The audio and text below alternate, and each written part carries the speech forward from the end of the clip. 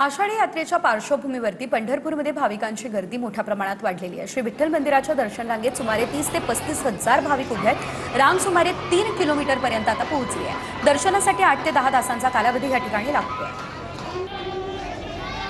25 जुलैला आषाढी यात्रेचा सोहळा साजरा होणार आहे। यासाठी सर्व संतांच्या पालख्या करता पंढरपूरच्या दिशेने आता मार्गस्थ झालेल्या आहेत। पंढरपूर आणि सोलापूर जिल्ह्याच्या जवळपास सगळ्या पालख्या करता आलेल्या आपण जर बघितलं तर ह्या यात्रेला 20 ते 25 लाख भाविक येतील असा करता प्रशासनाने अंदाज व्यक्त केलेला आहे। येणाऱ्या भाविकांना सुरक्षित आणि त्वरित दर्शन मिळावं यासाठी आता मंदिर समिती देखील सज्ज झालेली आपल्याला पाहायला मिळत आहे। आपण बघू शकतो की आता लाखोच्या संख्येने भाविक आज तर पंढरपूरमध्ये दाखल झालेले भाविकांच्या दर्शनाची रांग जर आपण बघितलं तर विठ्ठल मंदिरापासून जवळपास 3 ते 4 किलोमीटर लांब दिलेलं आपल्याला पाहायला मिळत आहे। तर ह्या गोपाळपूर येथे जवळपास 20 15 अशा पद्धतीने खरं मंदिर समिती तयार केलेलं आपल्याला पाहायला मिळतं, जेणेकरून ऊन वारा पाऊस याचं संरक्षण भाविकांना मिळावं अशी सगळी चोख व्यवस्था खरं मंदिर समिती केली आपल्याला पाहायला मिळतं। पंढरपुरातून कॅमेरामॅन जगदीश रवी लवेकर TV9 मराठी।